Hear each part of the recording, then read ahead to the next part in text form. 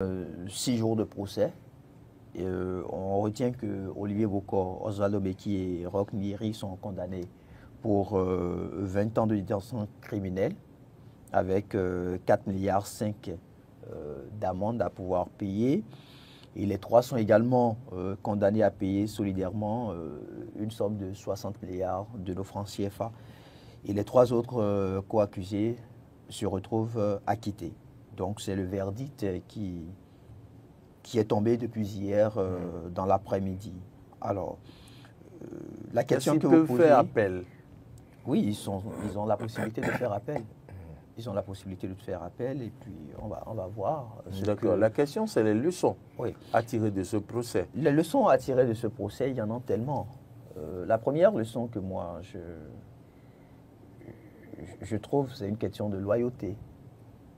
Il faut pouvoir rester loyal à la République. Loyal à la République. Parce que dès que vous restez loyal à la République, il y a un certain nombre de choses qui ne vous passent pas par l'esprit. Qui ne vous passent pas par l'esprit. Parce que, écoutez, quand on a entendu parler de ce procès à tournure ou à connotation politique, tout de suite, tout le monde se disait, bon voilà, c'est un coup fort monté. C'est un coup. Et moi, il y a beaucoup, beaucoup qui véritablement n'y avait pas cru. Ouais. Pratiquement, il y a des gens qui m'ont engueulé parce qu'ils ont voulu vous laisser berner. Je crois jusqu'au 5e jour du procès. C'est un coup monté. Même jusqu'au 5e ou jusqu'au 4e jour du procès, tout le monde se retrouvait quand même à se dire que c'était un coup monté. C'est incroyable quand même. Oui, c'est incroyable. Tout le monde se retrouvait dans la posture de, en tout cas la quasi-totalité des citoyens se retrouvaient dans la posture de c'est un coup monté. Et vous savez... Mais qu'est-ce qui a balancé, je vais dire comment vous avez dit, c'est les déclarations de ces personnes-là. Voilà. Donc quand on a commencé par lire les dépositions que les auteurs même ont eu à faire. C'est à partir de ce moment-là qu'on s'est dit, mais attention, il y a quelque chose qui s'est passé. Parce que voilà, les accusés se sont retrouvés devant la barre et ont refusé de faire de déclaration. Leurs avocats se sont déconstitués dès les premiers jours du procès. Ça, c'est l'expression juridique. Sinon, les avocats les ont abandonnés, les avocats les ont lâchés. Oui. On peut le dire. Les avocats se sont déconstitués, le français la décision approprié. De ne pas les défendre, de ne pas continuer par les défendre. Pour des raisons données. Parce qu'ils ont trouvé qu'il y avait des irrégularités, qu'ils avaient relevées. Alors, le procureur spécial, quand vous le suivez, il dit tout ça fait partie du procès. Parce écoutez, ce sont eux qui ont étudié le contenu des déclarations. Ils savaient ce que les intéressés même avaient déjà déposé. Mais nous qui sommes citoyens, nous qui sommes journalistes, on n'était pas au cœur de ces informations-là. Donc à un moment donné, on se disait, bon, écoutez, c'est un jeu, ça va. Mais en réalité, quand on a commencé par écouter les différentes déclarations qui ont été faites, les témoins à la barre, je ne voudrais même pas m'intéresser aux témoins. Parce que il peut arriver qu'on se retrouve avec des témoins qui ne disent pas la vérité. Qui ne disent pas la vérité, des témoins qu'on ait montés. C'est des choses qui peuvent arriver dans un procès. Mais quand c'est la déclaration, la déposition, c'est moi-même qui ai dit de l'intéressé. Voici. Et cette déposition-là se sont faites devant des avocats. D'accord? Quand je prends Oswald Beki, ancien ministre des Sports, quand je prends Olivier Bokor, ami proche au chef de l'État, quand je prends Roch Nyeri, qui se retrouve être comptable d'une entreprise. Bon, voilà. Et puis, écoutez, quand ces acteurs-là, ce n'est pas des personnes naïves, c'est des gens d'un rang social donné. Et donc, avant qu'ils ne fassent une déposition, ils savent un peu ce que ça représente dans un processus. Est-ce que Nyeri n'est pas gestionnaire d'une entreprise? Oui, exactement, il n'est pas comptable. C'est son comptable qui a été acquitté. Alors, donc, du coup, il s'est fait que, en présence de leurs avocats, ils ont fait des déclarations. Et c'est ça qui, en réalité, constitue la déposition pendant la période d'instruction du dossier. Et la stratégie que la CREET a pu mettre en place plus tard, et peut-être à laquelle ils n'ont pas pensé, c'est que en faisant pression sur la Cour, en disant qu'ils n'ont pas pu constituer d'autres avocats, d'autres défenses. D'autres défenses, d'accord. On se dirait, il ne peut pas avoir procès dans ce contexte-là. On va bloquer. Sans la défense. Sans la défense. Et donc, on va bloquer. On va bloquer jusqu'au jour où on parvient quand même à constituer la défense et que les débats puissent se poursuivre. Mais malheureusement, ou heureusement, la Cour, comprenant quand même toutes les subtilités, a demandé à ce que les débats puissent se poursuivre. Et comme il fallait éclairer l'opinion publique, ils ont maintenant pris la décision de faire lecture du procès verbal de leur déposition. Wow. C'est là où tout sinon, a été normalement, l'opinion publique ne devrait pas avoir accès au contenu de cette déposition. Exactement. Donc, cette déposition a été considérée comme si c'était eux-mêmes qui faisaient leur déclaration. Déclaration devant la Cour. D'accord. Donc, puisque c'était à l'étape de l'instruction. Alors, tout ce que vous dites à l'étape de l'instruction, c'est tout ça, en fait, qui permet au juge de poursuivre les enquêtes. Parce que vous pouvez faire la déclaration et dire, par exemple, que vous ne vous retrouvez pas du tout dans ce dossier, mais que, par contre, telle ou telle personne vous aurez approché entre-temps. Donc, à partir de ce moment où vous le dites, ça permet au juge de continuer ses investigations, mais cette fois-ci, en allant vers ces personnes-là, que lui ne soupçonnait pas. Ouais. Et la loi vous protège en fait, puisque dans votre déclaration au niveau de la période d'instruction, on considère que c'est confidentiel. C'est entre le juge et vous. Mais jusque-là, il y a beaucoup de Béninois qui ne croient pas, qui ont du mal à croire à cette affaire. C'est pourquoi je vous ai parlé de loyauté. Loyauté à la République. Quand vous regardez les intéressés, je prends par exemple le ministre des Affaires, le ministre Oswald Omeki, jeune, qui a été l'un des premiers acteurs ayant travaillé à l'élection du président Patrice Talon en 2016. En 2021, si je ne me trompe, en 2016 déjà, c'était eux qui avaient payé la caution. Bien sûr, bien sûr. Bien sûr. Pour que le chef de l'État se fasse élire. C'est eux qui ont payé la caution. Et donc, quand vous retrouvez quelqu'un du genre, et lui-même, au cours du procès, il a fait une déclaration pour dire qu'il est le fils du chef de l'État. Oui, il l'a dit. Il a dit. Oui. Mais à aucun moment, il ne s'imaginait qu'on pourrait faire lecture de sa déposition, passée en période d'instruction, à la Cour. Donc, jusque-là, en fait, les accusés continuaient de mettre en place une stratégie pour permettre au peuple de se dire « ça, c'est un coup monté ». Comment vous pouvez imaginer qu'un ministre de la République, un ancien ministre de la République, qui a acheté un véhicule à 3 jours du forfait, déplace ce véhicule-là vers un quartier populaire de Cotonou et demande que l'on puisse changer la plaque. Ce n'est pas moi qui le dis, c'est lui-même qui, à travers sa déposition... Quand il demande de changer, ce n'est pas qu'il demande de changer officiellement. C'est pas qu'il demande de changer officiellement.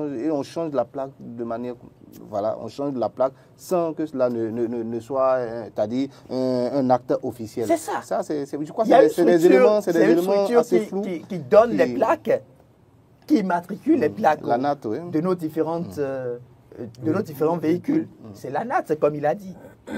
Mais un ancien ministre de la République qui se permet de faire ça, à quelle fin? Et plus tard, dans ses déclarations, il dit que c'est pour pouvoir déplacer de l'argent, transporter de l'argent. Attendez, si vous voulez déplacer de l'argent... Si en venant ici ce matin, moi, j'avais 2 milliards dans ma voiture, qui va le savoir? Je peux déplacer ma voiture comme Merci. Il dit qu'il veut déplacer l'argent de sa maison au niveau de la Révive, de quitter la Révive pour se rendre au niveau de Fige-Rosset, déplacer 1,5 milliard de la Révive pour Fige-Rosset. C'est ça qui l'a poussé, lui, à déplacer un véhicule acheté il y a 72 heures et à changer la plaque. Un instant, oui. Qu'est-ce qui vous Non, moi, ce qui m'intrigue le plus, c'est l'argent. Pourquoi est-ce qu'on garde autant d'argent en espèces chez soi? Enfin, je n'arrive pas à comprendre. Quelle que soit la richesse qu'on a, moi, je pense que la logique aujourd'hui, c'est quoi? On peut garder des biens précieux, on peut garder du diamant, on peut garder de l'or, tout ça dans des coffres forts chez nous. Mais l'argent aujourd'hui, je pense que les banques sont démocratisées. Enfin, les banques, c'est partout dans le monde. Non, il y a des institutions financières. L'argent a été cherché au niveau de plusieurs banques. Voilà, et c'est pourquoi je dis, les dépositions l'ont démontré. Il y a eu 200 millions par ici, il y a eu 600 millions par là, il y a 800 millions par là. Tout ça a été dit. Voilà, il y a tellement d'éléments qui rendent, enfin, ce qu'on leur reproche plausible finalement, quoi. Voilà. Et dès que la justice a dit son dernier mot, moi je pense que, en tout cas au Bénin, jusqu'à l'heure actuelle, quand la justice a pris la décision, tout le monde s'y conforme. Enfin, on est obligé de... Et je crois que la sentence également, le verdict est, à mon avis, conforme, est à la hauteur, je veux dire, de ce qui leur est reproché. 20 ans pour tentative de... Non, complot contre l'autorité. Voilà. Donc moi je pense que c'est conforme, c'est un affaire grave. Au-delà des cas que vous avez, des cas pratiques que vous avez évoqués, je voudrais qu'on tire des leçons. Oui. Il faut tirer des leçons de ces choses-là qui arrivent en notre temps, que nous avons, tout le monde n'a pas l'occasion de vivre ces choses-là. Il faut tirer des leçons de ces choses qui arrivent en notre temps.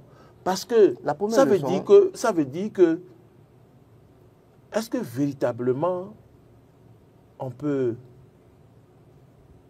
compter sur un ami? C'est la première chose. Ça, c'est la première chose. Mais ça, moi j'ai du mal à en parler parce que malgré tout ce qu'on dira, c'est un déchirement entre deux hommes aujourd'hui. C'est vraiment une rupture, mais terrible, entre peut-être deux familles, peut-être même plusieurs familles qui se connaissent depuis très longtemps, qui aujourd'hui peut-être ne voudront plus jamais se rencontrer, les enfants ne voudront plus parler entre eux. Donc ça, c'est déjà quelque chose qui est vraiment terrible pour moi. Sociale. Voilà, c'est une fracture sociale. Et ça, moi personnellement, je trouve cela vraiment très terrible. C'est terrible sur le plan émotionnel, sur le plan sentimental, c'est quelque chose d'énorme. Maintenant, au-delà de tout ça, moi je dis, tout le monde est justiciable. Quel que soit le niveau où vous vous trouvez, faites très attention. Nul n'est au-dessus de la loi. Nul ne doit penser que, bon, parce que je suis maintenant ici, je peux me permettre un certain nombre de choses. Non, il faut faire attention. C'est interdit.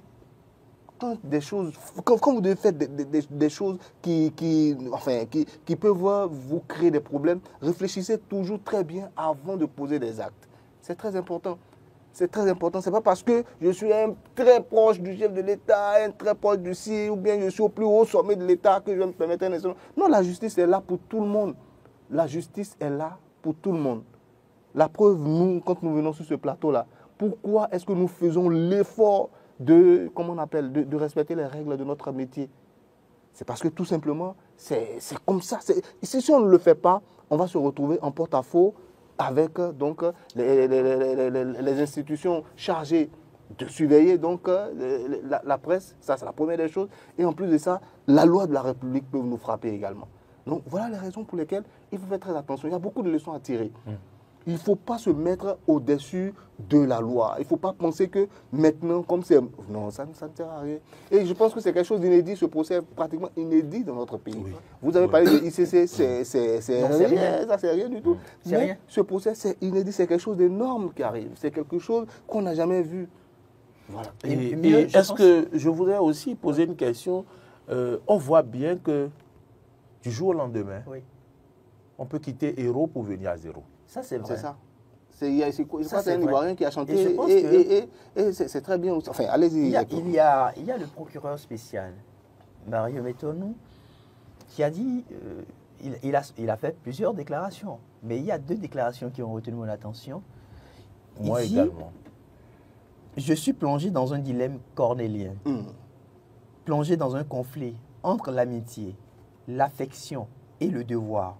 Mais le devoir m'appelle. Je vous connais toujours, mais le devoir m'appelle. C'est là, c'est ça où j'ai été... Oui, moi j'ai été très sensible à cela. Le devoir m'appelle.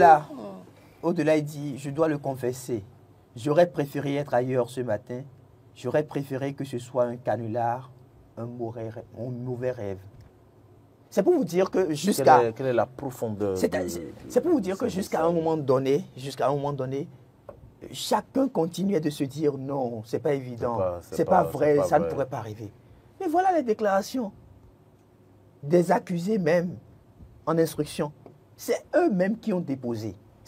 En fait, si ce n'était pas leur propre déclaration et si c'était peut-être d'autres propos qui ont été, d'autres propos de témoins par exemple, voilà. Moi, venu sur ce plateau ce matin, je vous dirais autre chose. Mais je ne peux pas comprendre qu'un ancien ministre de la République, quelqu'un qui a travaillé à élire le chef de l'État, se retrouve dans cette posture. Quand vous prenez Olivier Bokor, il a dit, c'est plus de 40 ans d'amitié. Quelqu'un qui est resté tout le temps avec le chef de l'État, a travaillé avec lui sur pratiquement tous les dossiers. Que celui-là se retrouve dans cette posture. Vous imaginez ce que vit le chef de l'État actuellement? Vous imaginez la profondeur de la douleur. Ce ne sera pas une joie pour le chef de l'État. La profondeur de la douleur que traverse le chef de l'État en ce moment précis. On est en train de parler de tout le monde, mais on ne pense pas au chef de l'État là. Parce qu'il a été trahi. Mais écoutez, c'est comme je me retrouve sur ce plateau ce matin et on est en train de médire sur ma personne. Et vous étiez en train de me soutenir mordicus. Et on sort une preuve qui m'accable. Dans quelle posture vous allez vous retrouver? Très déçu. Et donc c'est ça que le chef de l'État est en train de vivre en ce moment précis. Parce qu'il va continuer par se poser des questions. Parce qu'il a suivi le procès comme tout le monde. Comment je suis arrivé là? Comment ils en sont arrivés là? Voilà, c'est ça. Non, il va se dire même comment lui-même il est arrivé là. Comment est-ce qu'il a pu croire en des personnes qui étaient capables de lui faire ça? Il va se poser à 1000 fois cette question-là aujourd'hui. C'est vrai, il va se poser cette question-là. Au-delà même de ça, déjà même, vous voyez, c'est le chef de l'État, c'est lui. J'ai une expression que j'utilise très souvent, je vais la répéter rapidement. On dit, c'est le bateau qui reste à quai qui ne fait pas de vagues. Ça veut dire que celui qui ne fait rien, nous qui ne sommes pas aux affaires, quand nous sommes là comme ça, on critique, on parle. Déjà, ils subissent ça déjà au quotidien. Chaque matin, les gens se lèvent. Oui, ils ont pris tel milliard pour faire ci, alors que c'est une petite portion de route, ils ont fait ci. Et ils subissent ça tous les jours. Et brutalement comme ça, ceci aussi arrive. Ceux qui sont les plus proches encore, lui mettre les bâtons dans les roues, c'est compliqué à supporter. Et moi, je pense sincèrement, enfin, vous savez, j'aimerais dire quelque chose rapidement. Hein. Généralement, quand on est sur ce plateau, on a plutôt les propos un peu plus, on va dire, acerbes vis-à-vis de ceux qui nous gouvernent. C'est un peu ça aussi le rôle de journaliste. Tirer la sonnette d'alarme, tout ce qui ne va pas. On l'a toujours fait, ok? Mais quand le moment vient également de pouvoir dire, ah, voilà ce qui arrive là, en ce moment, c'est contre le dirigeant. Il faut pouvoir le dire également. C'est ça aussi le rôle du journaliste. Vous savez, la foule aime qu'on dise et que le plus petit s'en prenne au plus grand. La foule aime ça. On se dit, oui, ça c'est bien ça. Il est audacieux, il est courageux. Non, mais au-delà du courage, au-delà de tout, moi je pense qu'il y a un certain réalisme aussi dont nous devons faire preuve. Quand il y a certaines choses, il faut pouvoir le dire. Je ne voudrais pas être à la place du chef de l'État. Moi, je n'ai rien subi, mais à vous entendre, je suis meurtri. C'est-à-dire que écoutez, vraiment... C'est une grosse preuve pour lui qu'il traverse. Olivier Bokor qui, devant la cour, dit « Rien n'est éternel, sauf Dieu, tout passe ». Vous voyez ce genre de déclaration qui, en réalité, permet aux citoyens que nous sommes de se dire « Voilà un innocent ». Tout ça, c'était bien avant qu'on ne fasse lecture de leur déposition. Mais quand on a fait la lecture de leur déposition, quels ont été les propos qui ont été la suite? Donc c'est pour vous dire que parfois les citoyens aussi, ces acteurs-là les connaissent. Ces acteurs savent que les citoyens aiment entendre certaines choses. C'est ça, ils aiment ça. Ils savent que... Quand on commence à parler de Dieu, quand on commence à jouer la victimisation... Ils aiment ça. Ils aiment ça. J'espère que vous ne ferez pas l'effort. Non, pas du tout. Ne vous en faites non, c'est vrai, vous allez travailler à nous faire arracher un sourire dans une situation assez sérieuse. Oui, mais... Parce que, écoutez, là, maintenant, le chef de l'État se retrouve très embarrassé. Même ses proches collaborateurs, les ministres actuels, je n'aimerais pas être à leur place. Parce que dès qu'il y aura une petite erreur, ces ministres vont se dire, qu'est-ce que le chef de l'État serait en train de penser de moi? En fait, ils ont détruit l'environnement. Ils ont détruit l'environnement de méfiance. La sérénité dans laquelle le chef de l'État travaillait, c'est fini. Ils ont réussi à détruire ça.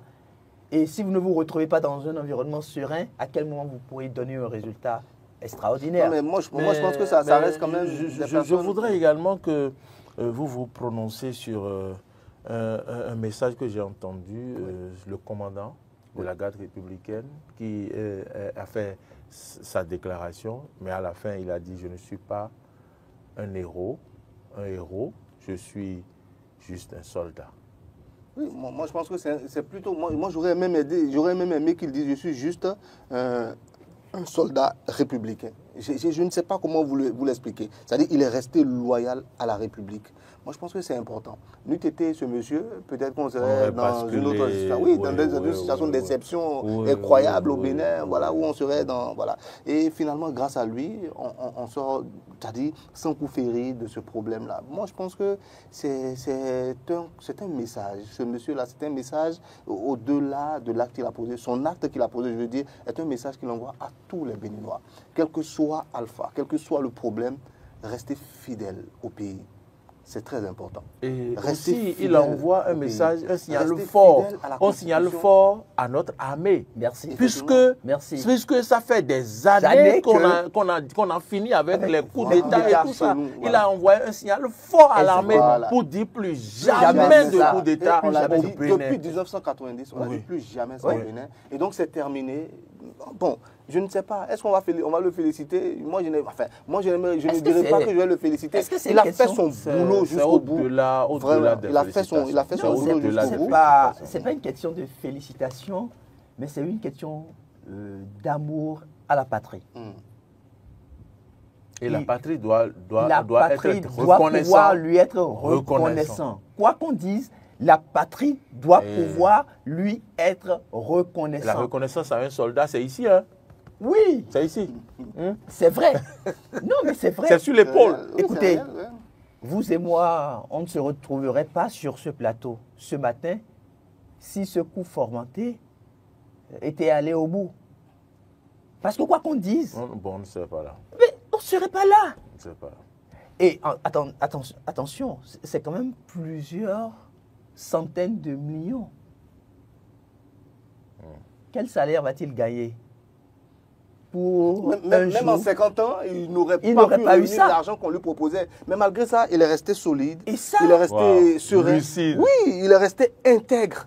Il ne s'est pas laissé faire, il ne s'est pas laissé corrompre. Et voilà, c'est ce qu'on attend de tout homme. Enfin, rester républicain. Rester républicain. Qu'il est le plus pauvre. Le soldat doit rester républicain. Le plus pauvre de quoi? Le plus pauvre des gardes.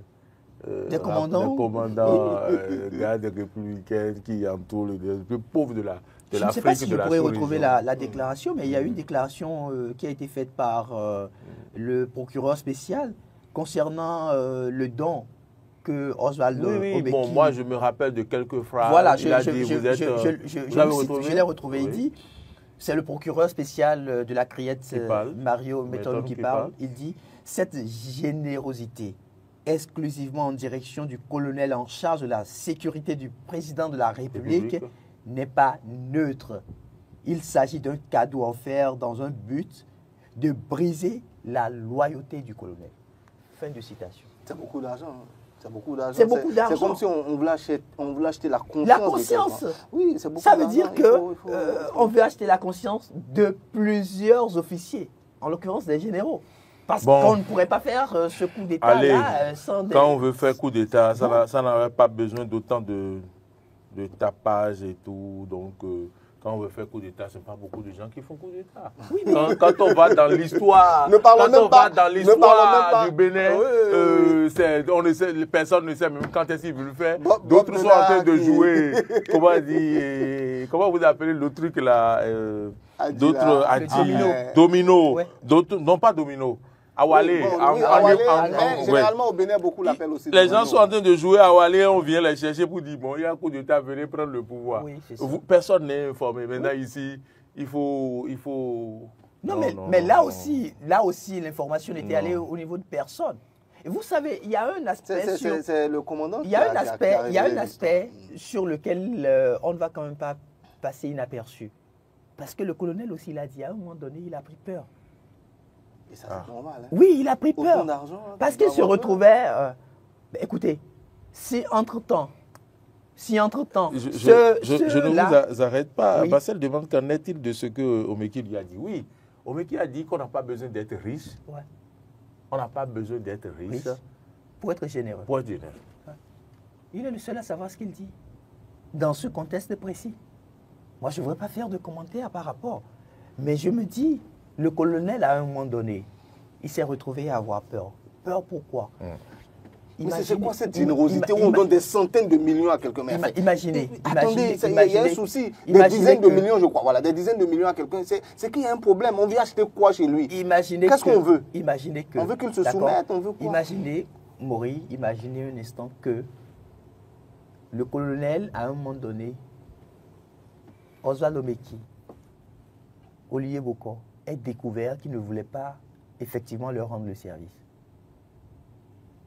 Et que ce soit eux qui subtilement tiennent informer le chef de l'État qu'il y a un coup comme ça qui se menait et qu'ils ont poursuivi la discussion avec le colonel jusqu'à ce niveau-là. Est-ce que vous voyez la conséquence? En fait, c'est le Bénin qui a juste une âme. Le Bénin a juste une âme. Et nous devons faire très attention. Voilà. Parce que c'est l'âme du Bénin qui a sauvé ce colonel-là. Parce qu'à un moment donné, les autres aussi pouvaient comprendre que, en fait, c'est vrai, il est en train de s'approcher d'eux, il partage des informations avec lui, mais qu'il ne va pas faire ce coup-là. Et s'ils s'en rendent compte, voilà eux qui ont déjà avancé dans la discussion avec lui. À un moment donné, ils vont chercher à informer le chef de l'État que, bon, en fait, c'est celui qu'il a comme commandant de la garde républicaine, qu'ils l'ont testé, et que, bon, voilà ce qu'il a pu dire, voilà ce qu'il a pu faire. Et effectivement, il y aurait les preuves. En parlant de leçons à tirer, j'aimerais dire que nul n'est censé ignorer la loi. Et le colonel a bien appliqué la loi de son pays, il a bien respecté la loi de son pays. Dès qu'on te propose un truc comme ça, la loi t'impose de le dire en même temps, d'aller faire une déposition immédiatement. Des personnes comme ça, il faut qu'on attire l'attention. Sont venus me proposer quelque chose. Il faut qu'on attire l'attention parce que beaucoup ne le savent pas. Voilà. Donc, dès qu'on vient vous proposer des coups contre l'État, il faut aller immédiatement le dire. Voilà. Il faut aller voir le procureur, non? Voilà. C'est ça, non? Il faut aller voir le procureur. Il faut le faire. Et je pense que c'est la grande leçon aussi à retenir. Parce qu'on ne sait pas ce qui viendra demain encore. Donc, il faudra faire très attention. Quelqu'un vient vous voir. Voilà. Vous propose un complot contre l'État ou l'autorité de l'État. Ce n'est pas que seulement le complot. Hein. Tout ce que vous trouvez que ça, en fait, ça ne répond pas à la norme et qui va toucher à l'intégrité territoriale ou à l'intégrité physique. Déplacez-vous, allez voir le procureur et dites exactement ce qu'on est venu vous proposer. Voilà. En fait, si vous ne le faites pas, et demain, on apprend que vous étiez informé. On apprend que vous aviez été informé. Hein? Le simple fait d'avoir été informé fait de vous un complice. Et si vous êtes complice, c'est le nombre d'années qu'on donnera à la personne au verdict. C'est ce même nombre d'années qu'on va vous appliquer. On va vous appliquer. Donc, quand vous avez une information et vous savez que cette information-là, elle est dangereuse, ne la partagez même pas avec votre femme avant de vous rendre au tribunal. Rencontrez le procureur. Et ce n'est pas que vous allez là-bas et vous commencez pas à voir n'importe qui, vous commencez pas à en parler. Non, je voudrais rencontrer le procureur de la République. On cherchera à savoir ce pourquoi. C'est pour partager une information sensible avec le procureur de la République. Dès que vous le dites, on va l'informer et puis il va demander à ce qu'on vous emmène vers lui et vous allez partager l'information. Et la suite, la justice va s'en occuper. Très bien. C'est très important. Autrement dit, par exemple, quelqu'un vient te voir pour dire, voilà, tu vas rester dans le plan, on va assassiner telle personne. C'est très dangereux. Il faut aller très le vite. simple fait de l'avoir entendu, le simple fait de l'avoir entendu, si vous n'allez pas voir le procureur pour l'informer, et demain on arrive à mettre la main sur les intéressés, il dira, on lui posera la question, qui sont ceux-là qui ont appris un tel coup, avec qui vous en avez parlé préalablement? Il va vous citer. Dès qu'il vous cite, on vient vous chercher en tant que complice. Ce n'est pas une question de non, j'ai entendu, mais j'ai refusé. Non, c'est rien de tout ça. Dès que vous êtes informé, dès que l'information est passée chez vous, automatiquement, il faut aller voir le procureur. Très bien. J'espère que les Béninois qui nous suivent vont tirer la leçon par rapport à cette information. Juste une petite dernière leçon. C'est inscrit dans le code pénal, c'est ça. Le code pénal de notre pays. Donc, il va falloir en tenir compte. Si vous ne le savez pas, vous le savez désormais. Vous ne pourrez pas dire que vous ne le savez pas. On vous a informé. Une dernière leçon que moi je tire vraiment, c'est que quand une affaire est pendante devant la justice, laissons la justice faire son travail avant de faire des commentaires à ne pas en finir. Comme nous l'avons fait sur ce plateau d'Eden. On a laissé la justice aller jusqu'au bout. Quand les affaires sont pendantes devant la justice, il faut laisser, contrairement à ce que certains confrères font, on fait des titres qui sont à polémique, des choses comme ça. Faisons très attention également. Voilà aujourd'hui ce que la justice, l'éclairage que nous apporte la justice sur une affaire. Enfin, c'est incroyable. Donc, laissons toujours la justice aller jusqu'au bout et après, on verra tout simplement, faisons confiance à la justice. Marcel, la connexion. Ah, je ne vais pas vous laisser partir sans quand même faire un clin d'œil à la HAC. La HAC qui véritablement est venue comme un cyclone. Je vais le dire comme ça, comme un cyclone. Pour balayer tout ce qu'il y a de mauvais dans notre corporation. Moi, je suis complètement d'accord avec ça. Hein. Vous savez, c'est un métier qui a des règles, et je l'ai dit ce matin déjà, et je le dis, ça fait un moment. C'est un métier qui a des règles, c'est un métier qui répond à, comment on appelle, qui répond à une certaine éthique. Et à partir de cet instant, chaque personne qui a le diplôme de journaliste ou bien qui est journaliste doit pouvoir respecter toutes ces règles-là. Et quand ce n'est pas respecté, il n'y a pas de raison que la HAC n'intervienne pas. Et moi, je pense que c'est très bien également. Ça va redorer un peu l'image du journaliste au Bénin. Le respect des règles du métier. Le respect des règles de notre métier. 27 rapports, 10 décisions prises. 10 grandes décisions en 4 mois. Et puis, je ne sais pas ce que vous avez écrit ici, c'est quoi? C'est 20 examinés. Bon, voilà. 27 rapports examinés, c'est ça. Voilà, 27 rapports examinés et 10 grandes décisions prises en 4 mois. Voilà, donc moi je pense que la HAC est à l'œuvre. Tout journaliste doit pouvoir soutenir en tout cas cette HAC-là. Parce que c'est... Et puis elle évoque également l'aide à la presse privée, hein. Elle évoque l'aide à la presse privée. Le président a dit que ça fait 8 ans que la presse privée n'a pas eu d'aide et que vraiment il y travaille et que ce sera fait. Voilà, on espère également, tout cela va contribuer à améliorer également le quotidien des journalistes que nous sommes. Quand on dit aujourd'hui que le journaliste est mal vu, tout ça, c'est pas seulement par rapport au, comment on appelle, au mauvais comportement de certaines personnes aussi. Ça c'est lié également à notre, comment on appelle, à notre niveau de vie aussi. Parce qu'il faut aider le journaliste aussi à vivre décemment, à ne pas tomber justement dans certains travers, à ne pas être attiré par l'appât du gain. Parce que le journaliste également, c'est quelqu'un qui contribue donc au débat public, qui contribue donc à la gestion de la cité, rien que par ses analyses, rien que par le fait qu'il relaie les grands événements et apporte donc l'information aux populations, aider les populations à se faire une opinion de tout ce qui se fait dans le pays. C'est notre contribution et nous le faisons. Et pour ce travail-là, je pense que aussi nous, l'État nous doit un tout petit peu quand même. Et si le président de la HAC peut faire son possible pour que les organes également puissent bénéficier de l'aide de l'État, ça serait une très bonne chose. Il le fait, il a annoncé, il veut le faire.